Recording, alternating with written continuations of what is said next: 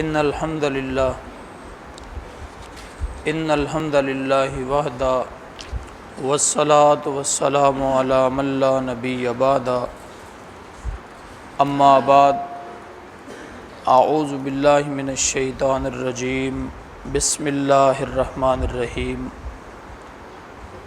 ما کان محمد ابا احد من رجالکم ولکن رسول اللہ وخاتم النبیین وکان اللہ بکل شیء علیما۔ قرآن کریم کا 22واں پارہ اور سورہ احزاب اور اس کی آیت نمبر 40۔ اس آیہ مبارکہ میں اللہ رب العزت نے اپنے پیارے پیغمبر حضرت محمد الرسول اللہ صلی اللہ علیہ وآلہ وسلم کا تذکرہ اور پھر آپ کی اولاد کے بارے میں، آپ کی نبوت اور ختم نبوت کے بارے میں باقاعدہ طور پر نام لے کر اور حتمی طور پر تذکرہ فرمایا ہے۔ اس ایک آیت میں 4 مسئلے جو ہے وہ بیان ہوئے ہیں۔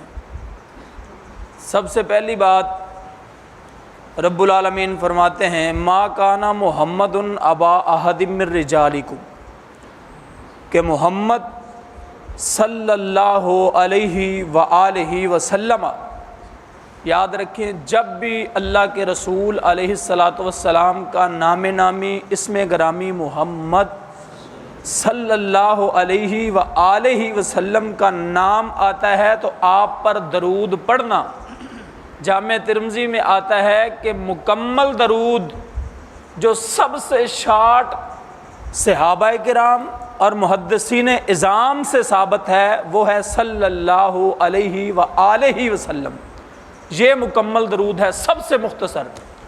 عام طور پر ہم یہ سستی کرتے ہیں کہ صلی اللہ علیہ وسلم، یہ مکمل درود نہیں ہے، یہ ناقص درود ہے۔ تو یہ بات ذہن میں رکھنے والی ہے کہ جب بھی رسول اللہ صلی اللہ علیہ وآلہ وسلم کا نام آئے تو وہ آلہ وسلم ساتھ ضرور ملانا چاہیے۔ فرمایا کہ محمد صلی اللہ علیہ وآلہ وسلم مردوں میں سے کسی کے باپ نہیں ہیں۔ اللہ نے آپ علیہ السلام کو 3 بیٹے عطا فرمائے اور تینوں ہی اللہ سبحانہ و تعالی نے لڑکپن میں ہی، بچپن میں ہی اپنے محبوب علیہ السلام سے واپس لے لیے اور باقاعدہ طور پر قرآن میں اس کا تذکرہ بھی کر دیا کہ ما کان محمد ابا احد من رجالکم، کہ اللہ کے نبی محمد صلی اللہ علیہ وسلم مردوں میں سے کسی کے بھی باپ نہیں ہیں۔ یہ بات کہہ کر اللہ سبحانہ و تعالی نے آنے والے وقتوں میں ایک بہت بڑے فتنے کو جڑ سے اکھاڑ دیا ہے۔ آپ علیہ السلام سے پہلے جتنے بھی انبیاء آئے ہیں ان میں ایک بات تقریباً مشترک رہی ہے اور وہ یہ تھی کہ جب بھی کوئی نبی آتا اس نبی کے بعد جو اس کا وارث ہوتا، کئی مقامات ہمیں ایسے ملتے ہیں تاریخ میں اور قرآن کریم میں اور احادیث رسول میں تذکرہ ملتا ہے کہ ایک نبی کے بعد اس کی نبوت کا وارث بھی اس کا بیٹا بنتا اور اس کی وراثت کا وارث بھی اس کا بیٹا بنتا۔ جیسا کہ سیدنا ابراہیم علیہ السلام کے بعد ان کی نبوت کے وارث ہوئے ان کے بیٹے جناب اسحاق علیہ السلام، پھر ان کی نبوت کے وارث ہوئے ان کے بیٹے جناب یعقوب علیہ السلام، ان کی نبوت کے وارث ہوئے حضرت یوسف علیہ السلام۔ اسی طرح حضرت داؤد علیہ السلام کے بعد ان کی نبوت اور بادشاہت کے وارث کون بنے؟ ان کے بیٹے حضرت سلیمان علیہ السلام۔ اور پھر اسی طرح حضرت زکریا علیہ السلام کے بعد نبوت کس کے حصے میں آئی؟ ان کے بیٹے جناب یحییٰ علیہ السلام کے بارے میں۔ تو یہ ایک طرز عمل رہا ہے نبوت کا بھی اور اللہ سبحانہ و تعالیٰ کا بھی یہ ایک طریقہ رہا ہے کہ اللہ اپنے انبیاء کے بعد ان کے بیٹوں کو ان کی نبوت کی جو سیٹ ہوتی تھی، جو رتبہ ہوتا تھا، وہ عطا فرما دیا کرتے تھے۔ لیکن یہاں پہ بات آ کر ختم ہو جاتی ہے۔ فرمایا ما کان محمد ابا احد من رجالکم، محمد صلی اللہ علیہ وآلہ وسلم مردوں میں سے کسی کے باپ نہیں ہیں۔ کیوں؟ کل کو کوئی اٹھ کر یہ نہ کہہ دے کہ میں سید زادہ ہوں، میں سادات ہوں، میں محمد مصطفیٰ علیہ السلام کا بیٹا ہوں، آپ کی نسل میں ہوں، اس لیے آپ کے بعد نبوت جو ہے وہ میرے حصے میں آئے گی۔ اللہ نے اس مسئلے کو جڑ سے ہی ختم کر دیا ہے۔ اگلی بات، ولیکن رسول اللہ، کسی کے باپ نہیں ہیں، لیکن محمد صلی اللہ علیہ وآلہ وسلم اللہ کے رسول ہیں، اللہ کی وحی کے علمبردار ہیں، اللہ کے پیغمبر ہیں۔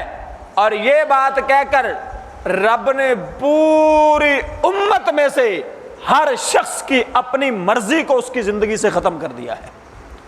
اب جو بھی طرز عمل رکھنا ہے، جو بھی طرز زندگی رکھنا ہے، جو بھی طرز بندگی رکھنا ہے، وہ محمد الرسول اللہ صلی اللہ علیہ وآلہ وصحبہ وسلم کی شریعت کے، نبوت کے اور ختم نبوت کے مطابق رکھنا ہے، ورنہ وہ عمل قابل قبول نہیں ہوگا۔ ولیکن رسول اللہ، لیکن اللہ کے رسول ہیں۔ اور کیسے رسول ہیں؟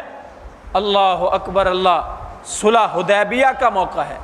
صلح حدیبیہ کے وقت کفار نے رسول اللہ صلی اللہ علیہ وآلہ وسلم کا مکہ میں داخلہ بند کر دیا، اور پھر صلح کے لیے جو شرائط رکھی گئی، بہت ہی سخت قسم کی بڑی کڑی شرائط، رسول اللہ صلی اللہ علیہ وآلہ وسلم ہر شرط مانتے چلے جا رہے ہیں، ہر شرط مانتے چلے جا رہے ہیں۔ حضرت عمر رضی اللہ تعالی عنہ بڑے غیرت والے شخص ہیں، آ کر اللہ کے نبی سے گزارش کرتے ہیں، اللہ کے نبی کیا ہم حق پہ نہیں ہیں؟ فرمایا عمر حق پر ہیں۔ اللہ کے نبی کیا اگر لڑائی ہو گئی تو ہمارا ہر مرنے والا جنت میں نہیں جائے گا؟ عمر ضرور جائے گا۔ اللہ کے نبی کیا ان کا ہر مرنے والا جہنمی نہیں ہوگا؟ عمر ضرور ہوگا۔ آقا کیا ہمارا ہر زندہ بچنے والا غازی اور اللہ کی طرف سے خوشخبری کا مصداق نہیں ہوگا؟ عمر ضرور ہوگا۔ اللہ کے نبی پھر یہ اتنی کڑی شرائط جو ہے آپ کیوں مان رہے ہیں؟ فرمایا عمر انا رسول اللہ، میں اللہ کا نبی ہوں، میں اپنی مرضی سے نہیں مان رہا۔ عمر نے سوچا یہاں میری بات تو نہیں چلے گی، چلے رسول اللہ صلی اللہ علیہ وآلہ وسلم ایک شخص ہے جس کا بڑا حیا کرتے ہیں، بڑی عزت کرتے ہیں، اس کی کوئی بات نہیں ٹالتے، میں ابو بکر صدیق رضی اللہ تعالیٰ عنہ کے پاس جاتا ہوں۔ حضرت ابو بکر صدیق کے پاس آئے، کہا ابو بکر یہ کیسی شخص، یہ کیسی شرائط ہیں جو اللہ کے نبی مانے چلے جا رہے ہیں؟ اسلام تو غالب ہونے کے لیے آیا ہے، ہم ان شرائط کے تحت مغلوب ہو کر رہ جائیں گے، ہم کسی کو کھلے عام دعوت بھی نہیں دے سکتے۔ فرمایا عمر ہوا رسول اللہ، اور وہ اللہ کے نبی ہیں جو صلح کر رہے ہیں، اپنی مرضی سے نہیں کر رہے۔ یہ مطلب ہے ولیکن رسول اللہ، اللہ کے نبی جو بھی کام کرتے ہیں، جو بھی بات کرتے ہیں، ما ینطق عن الہوی ان ہوا الا وحی یوحی، آپ کی زبان سے جو بھی کلمہ نکلتا ہے حق نکلتا ہے اور اللہ کی وحی کے ساتھ نکلتا ہے۔ اور یہی بس نہیں، تیسری بات فرمایا وخاتم النبیین، صرف عام رسول اور نبی نہیں ہے، محمد صلی اللہ علیہ وآلہ وسلم خاتم النبیین ہے۔ آپ کے بعد کوئی نبی دنیا میں قیامت تک نہیں آ سکتا۔ رسول اللہ صلی اللہ علیہ وآلہ وسلم نے فرمایا کہ لوگو انا خاتم النبیین لا نبی بعدی، میں نبیوں میں سے سب سے آخری نبی ہوں، میرے بعد کوئی نبی نہیں آئے گا۔ اور مسند احمد کی ایک روایت میں ہے رسول اللہ صلی اللہ علیہ وآلہ وسلم نے ارشاد فرمایا کہ انبیاء کی مثال ایک عمارت کی مثال ہے، اس عمارت کو اللہ تعالیٰ نے بنایا، خوبصورتی سے نبوتوں سے سجایا، اور پھر ایک اینٹ کی جگہ اس میں باقی رہ گئی۔ جب مجھے اللہ نے مبعوث فرمایا تو گویا اللہ نے اس عمارت کو مکمل فرما دیا۔ اب اس عمارت میں کسی نئی اینٹ کی اور اس دنیا میں کسی نئے نبی کی اور اس کائنات میں نئے دین اور نئی شریعت کی گنجائش ہی باقی نہیں ہے۔ ان الدین عند اللہ الاسلام، اللہ کے نزدیک قیامت تک کے لیے اسلام ہی دین ہے، اسلام ہی مذہب حق تصور کیا جائے گا۔ وَمَن يَبْتَغِ غَيْرَ الْإِسْلَامِ دِينًا فَلَن يُقْبَلَ مِنْهُ، جو محمد الرسول اللہ صلی اللہ علیہ وآلہ وسلم کی شریعت کے علاوہ، اسلام کے علاوہ اپنی مرضی سے کوئی دوسرا تیسرا چوتھا دین اور کسی اور نبی کی پیروی لے کر آپ کے آ جانے کے بعد اگر کوئی کسی اور نبی کو مانے گا تو اس کے طرف سے اللہ کے ہاں قبول نہیں کیا جائے گا۔ یہی وجہ تھی کہ حضرت عمر رضی اللہ تعالی عنہ تورات کا ٹکڑا ہاتھ میں پکڑا ہوا ہے اور پھر اللہ کے نبی کی خدمت میں آ رہے ہیں۔ رسول اللہ صلی اللہ علیہ وسلم نے دیکھا عمر تورات پڑھ رہا ہے، آپ کا چہرہ غصے سے تمتما اٹھا، چہرے کا رنگ بدل جاتا ہے۔ فرمایا عمر کیا پڑھ رہے ہو؟ اللہ کے نبی میں تورات پڑھ رہا ہوں۔ فرمایا عمر یاد رکھو لاؤ راجع صاحب التورات، اگر تورات جس پر نازل ہوئی ہے وہ موسیٰ بھی دوبارہ زمین پر آ جائے، دوبارہ زندہ ہو جائے، لَتَّبَعْتَنِی، اسے بھی میری پیروی کرنی ہوگی، ورنہ اس کی بھی نبوت اور رسالت اور اس کی نیکی اللہ کے ہاں قابل قبول نہیں ہوگی۔ ایسی ختم نبوت اللہ نے اپنے پیغمبر جناب محمد صلی اللہ علیہ وآلہ وسلم کو عطا فرمائی۔ اور پھر آخری بات جو اس آیت میں بیان ہوئی ہے، وَكَانَ اللَّهُ بِكُلِّ شَيْءٍ عَلِيمًا، اللہ ہر چیز کے بارے میں علم رکھنے والا ہے، ہر چیز کے بارے میں اللہ خوب جانتا ہے کہ کون پچھلی تینوں باتیں، مَا كَانَ مُحَمَّدٌ أَبَا أَحَدٍ مِّن رِّجَالِكُمْ، کہ اللہ کے نبی مردوں میں سے کسی کے باپ نہیں ہے، وَلَٰكِن رسول اللہ کے رسول ہیں، وَخَاتَمَ النَّبِيِّينَ، اور نبیوں میں سے سب سے آخری نبی ہے، نبیوں کی موتی وچوں، نبیاں دی موتی وچوں موتی ہے اخیر دا، آخری نبی ہے محمد الرسول اللہ صلی اللہ علیہ وآلہ وسلم۔ اس بات پر، ان تینوں قاعدوں پر، ان تین اصولوں پر کس نے کتنا ایمان رکھا ہے، کون اپنے قول کا کتنا سچا ہے، کردار کا کتنا پکا ہے، عمل کا کتنا صادق اور سچا ہے، یہ بات اللہ خوب جانتے ہیں۔ اور یاد رکھیں جب بر صغیر میں ختم نبوت کا مسئلہ سب سے پہلی بار سر اٹھانے لگا تھا، اللہ کے فضل و کرم سے تحدیث نعمت کے طور پر اللہ کی شکریہ ادا کرتے ہوئے پوری ذمہ داری سے بات کرنے لگا ہوں، جب یہ فتنہ ختم نبوت کی حرمت والا، جب یہ قادیانیوں کا فتنہ اٹھا تھا، اللہ کے فضل و کرم سے بر صغیر میں سب سے پہلے جس نے اس کو سمجھا تھا، اس فتنے کو سوچا تھا اور اس کا توڑ کرنے کی کوشش کی تھی، وہ الحمدللہ اہل الحدیث کے سرخیل اور چینیا والی مسجد کے سابقہ خطیب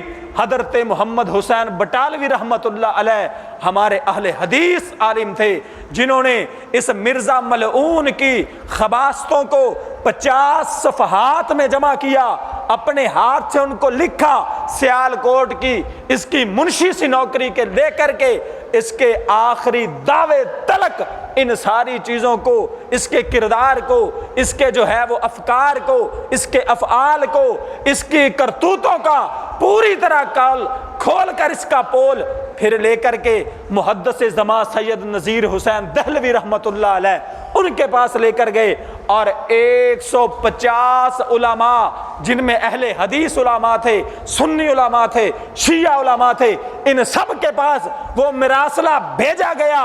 ان پر اس مرزے کے کفر کا فتویٰ جس نے لیا تھا سب سے پہلے اس کا نام ہے محمد حسین بٹالوی رحمت اللہ علیہ، اور الحمدللہ وہ اہل حدیث کے سرخیل تھے الحمدللہ۔ آج ہمیں لوگ کہتے ہیں تم نے ختم نبوت کے لیے کیا کیا ہے، اور اللہ کے فضل و کرم سے سب سے پہلے بھی ہم نے اٹھایا تھا، اور اس فتنے کو جب کافر قرار دیا گیا تو وہ بھی اہل حدیث کی کوششوں سے دیا گیا الحمدللہ تعالی۔